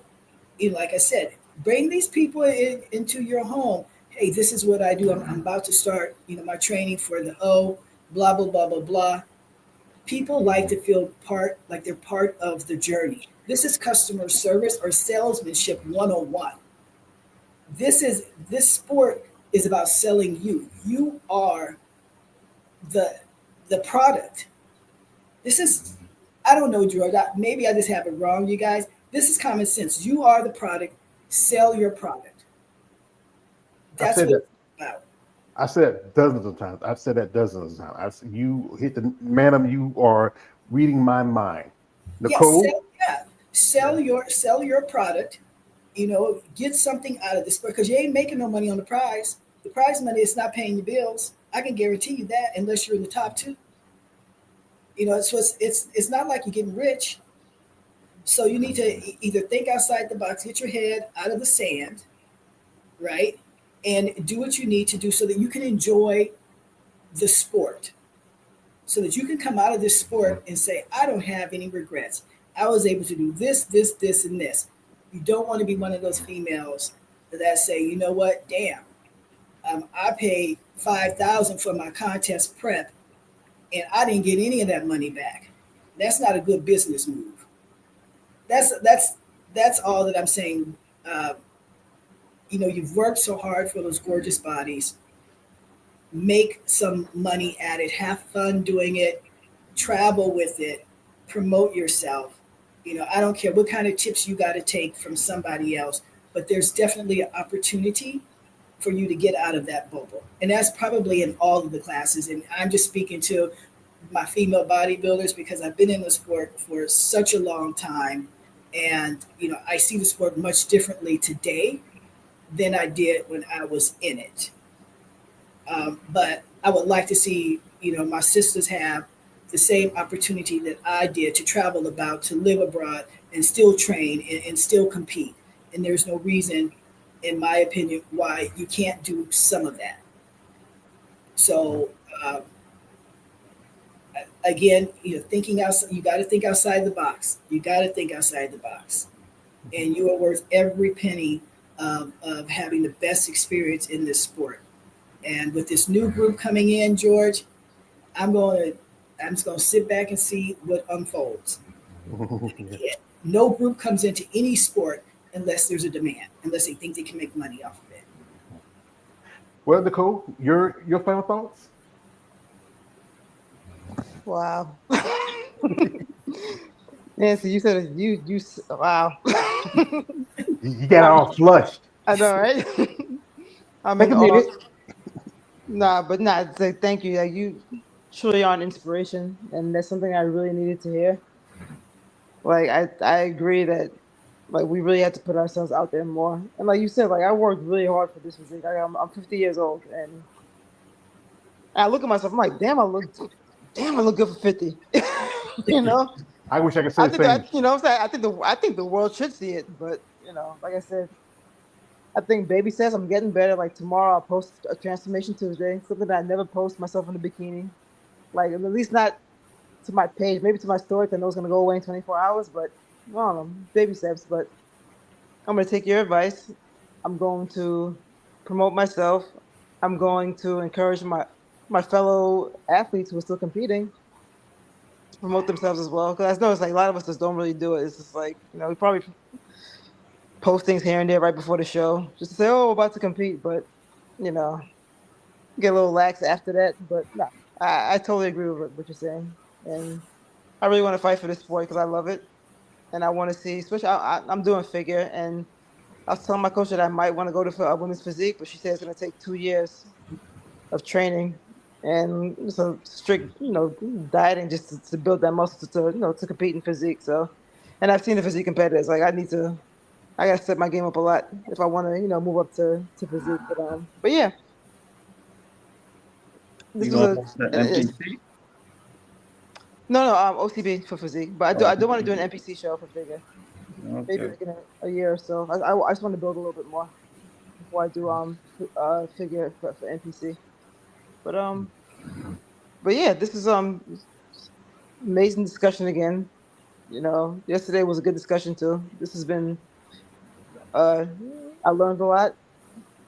This has been inspiring, and yeah, like, I really want to fight for this sport, and I really pray for women's bodybuilding because like the first bodybuilders I've ever seen were like back then they only had women's bodybuilding in the 80s. I used to go to the gym with my dad, so they had 2 female bodybuilders there, and I was like, oh my god, like I never at that time I was 10 years old, I'd never seen a woman look like that. I didn't think it was possible. So that's where I got inspired. But like I said, I don't think I could ever achieve that bodybuilding physique. But I don't want to see it go away either because I think that physique is beautiful. I love that physique, even though I probably won't ever get to that. Probably could never get to that size, but yeah. But I really want to see like women's bodybuilding, all women's physique, figure, fit model. I'm with you, Nancy. I don't like fit model. Like, I don't know what that is, but I guess they're trying to give everybody a chance. And like you said, from a business aspect of it, they want to make you got to make money. If you're running a business, you got to make money off it. You got to make some kind of profit. So you can't be in the red like all the time if you want to make a profit. So, but yeah, thank you. This has been an amazing discussion. I learned a lot, and yeah, I want to see women's bodybuilding make it. All of us. I want to, well, except for fit model. I don't like that category. Yeah, we don't know. I'll put it. Yeah. But thank you, guys. Thanks for having me. It's been, it's been an amazing 1 hour and 51 minutes. Talking to you guys. Yeah. Your turn, KL. Nah, I appreciate you having me on the panel as usual. Had given me opportunity to talk to Nancy Lewis. So yeah, appreciate that. Might have an interview coming up 7:30. Anybody interested, stay tuned. And thank you. Yeah, no problem. You're welcome. We have a couple people coming through here. We have a man, Sean McMillan, says, "Good afternoon, all." And also BC Warriors, our man Brandon, he's coming through. He says, "I agree with KL that they should have competitors to do more than just pose. The posing routines get repetitive." Yeah, with Keeney, their pose is like, it's like I remember an interview Melanie Jackson says like it's mating mounting posing, like we turn around and just show your back. You know how you ever watch because Nancy deal with animals and stuff like that. You know how horses would just jump on another horse when they heat. And that's the poses they say the bikini is. But this is the thing is, in order for any of these divisions to survive, we need people out there who's willing to step up. And if not anything, I know people say write a check, put money in it, but that's not enough. We need people who want to promote it. We need people who want to sponsor it. We need people who want to fight for it. And it's in the interest of you competitors, especially y'all ladies out there who are in that division, be it women's bodybuilding, be it figure, be it physique, be it wellness, be it bikini, even fitness. Y'all really need to promote yourself. Like what Andrea and what Sydney and what and Whitney Jones did with the Triple O Dynasty. These three women came together and they brought the show. Wasn't a lot of people because, like I say, most ladies it takes them a while to get ready.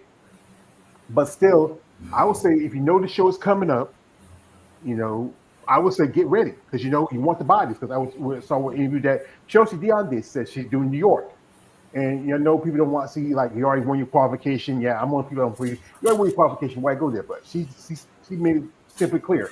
If we don't have the people there, don't have the bodies there, there's a good chance that we won't be at that show next year. Because Steve Weinberger, that's Beth Francis' ex-husband, he's the type of guy that he's about money. It's like my man he says, if it doesn't make money, it doesn't make dollars, don't make sense. And that's where ladies, you have to step up because you can't complain that you're not doing that, you're not. But you're not the one stepping up. This is your division. Why should anybody else fight if you're not going to fight for it? Why should I do anything about it? I do these live streams. Nancy took time to come out here and talk and reach out. The coach took time to come and reach out. I'm not a bodybuilder. I'm just a muscle person who like buff chicks. And I'm doing this content. I'm talking to these ladies, and I understand you don't want to rock the boat, but if you don't do nothing, who's going to do it for you? You can't ask me what I'm supposed to do. I get a small channel, but it's the thing is, if you want to survive, you either gotta swim or drown, or like how Stu guys say, or you're bound to drizzle. If you don't, take your just say, what, I gotta keep afloat. I gotta survive. I gotta make it. I gotta see if I can make it. But if you're not willing to, and then you start complaining and yeah, what are you supposed to do? No one else. Here, shout out to my man, exclusive 1997, 1970. They've already tried that idea with props. Didn't last long. Oh yeah, I remember back in women's bodybuilding, Miss Olympia used to dress up like Remember that one was Hell of a Shar. She was Captain Jack. Remember she's a Marine. She dressed up and she Hell of a Shar had an amazing body. Here, shout to BC Voices. Art says props are boring too. If people aren't creative, they could have girls weird swords or something like barbarians. Of course, that would have take extra training, but it would draw attention. Like they do that in fitness. You ever see Mitzi Trescott? She comes out dressed as a gladiator. And remember years ago when Denise Messina, she had that dominatrix Yes. thing. Someone told me this. She could have won the lightweight division and possibly won the Olympia that year, but they said because she didn't want to put the mask up. That's why Dad Cadeau got it over her. This is yeah, because Denise Messina had a great look to her, very beautiful body. huge jugs. Yeah, but she had a great look to her. But because she made a decision that she wanted to look like a dominatrix, the judge didn't like it, and that's why they gave the opportunity to compete for the lightweight title and possibly Miss Olympia to Danica Doe. Um, this is from my man Royce. He says, Royce says that there's a thick girl in IG who dresses in skin tight costumes. Her name is Kiana. She wields katanas, and people marvel at her showing off her body while displaying her weapon skills. Yeah. The thing is, I think some women, they got to do it. They have to learn and maybe work on it. We work in social media because I know some ladies, they may not have a million followers. Some ladies might even barely have 10,000 followers. The guys who have that many followers are the lucky ones because guys like Chris Sebo, he's very popular. The guy Sam Sulek I've been told about that one at the Arnold, he's very popular. But I think, like I said, like Nancy said, the guys go out there because they have to hustle. But women can hustle too. My mom used to hustle. She had to raise 6 kids, and she had to hustle. That's the thing, ladies. You have to learn to hustle also. There's the opportunity there, but you have to willing to put yourself out there. And like someone like Kenya, she'll put enough social media stuff. I know she's a doctor, she's busy, but do some photo sessions, do little stuff like that. Do just something that people will get their attention. Because like most people like little kids, you flash something in front of them, they stare at it all day. But if you don't give them something to look at, they're not going to look at it. So, folks, I appreciate my guests that are here, taking time out and sharing. And we talk about this. I know some people say we will run around in circles sometimes, but then every now and then we'll see something that we didn't see the first time we went in the circle. Sometimes you might miss something every now and then, and we get a perspective, especially for someone like Nancy, who's a legend, beautiful lady. We've been friends for a while. It's great to have a legend like herself here. I know a lot of you guys. If you want to follow Nancy, you can go check her out on social media. Reach out to her and genuine interest and support. Also, same with Nicole. Reach out with genuine interest, guys. These are my friends. No deep hits. I don't know. You should see one into KL either. He's not into that, but reach out with people. Yeah, if someone wants to promote a bodybuilder, you have the means and the way, but also do it respectfully. Just let them know that, hey, I want to help you out. I want to promote you. I want to see what I can do. If promoters where they have a shows where you have like one division in that show, and hey, can you add another division here? Like, what do you need to do? I remember Keith, we talked to the guy who was running the Legion, said, hey, we need like $20,000. If you get $20,000 in your pocket, like, hey, I know about 5 guys we can put up like let's say 5,000 a piece, cover entry fees, cover prize money, take care of everything else, and say, well, you might not get your money back. Well, we can write off the taxes, call it a donation. And you got a president right now who's very sympathetic to people who have money, but just really research and ask questions and know what you need to do. If it's about ticket sales, ask them who's selling the tickets, who's the ones getting most attention, and also reach out to the people who want to come to the shows, and maybe especially some people like us who are content makers. Give us some vaccine stuff, get some stuff we can put on our social media that maybe gets attention. I don't have a lot of subscribers on my IG, but I do have a lot more on my YouTube. Just really, sincerely. All right. So, folks, I appreciate y'all taking your time out with me and talking to me this evening. I want to shout out my guests that were here. My man, Raheem Hamilton, my brother, X23, Sean McMillan, Exclusive 1970, and also BC Royce Brandon. The lovely Mrs. Nancy Lewis, the lovely Miss Nicole Strauss, and I don't call him lovely. I just call him my man, KL the Wanderer. And everybody's out here who took time out and listened to our stories and share your experiences on bodybuilding. If you're a fan, we appreciate you. We do. We really do. But really, it takes more than just the fans to do it. You have to really reach out to the higher ups. Tell them what you want. If you feel like you want to see more women's bodybuilding, let them know. Like I said this, like Nancy said, I said, y'all are the product. And as a product, y'all should want more for yourself more than anybody. So, ladies and gentlemen, I'd like to thank you for your time, and I appreciate y'all coming here. Thank you, George, and thank you for having me. Thank you, George. And, Appreciate all you. right. As I say, to quote my man, The Dark Knight, you never have to. Aw. I know you hate Kill. And Nancy, it's very nice to meet you, Nancy. It's nice to meet you as well, Nicole. And same as you, Kay. All right. And Thank you. George, we'll touch base later. And All you guys have a wonderful evening. All You right. too. You I'm too, gonna man. follow you on IG, Nancy, as soon as I get off Okay. from work. All right. Well, my babies are calling me past their dinner time. Yeah. All right. Go feed your babies. Anyway, thank you Right. again. And folks, Right. thank you for coming through. Appreciate for your time and thank you all. You should be all the way to your page, aka the Emperor of Female Body Talk. Like, don't like, subscribe. I'm out. Good evening, good night, and God bless.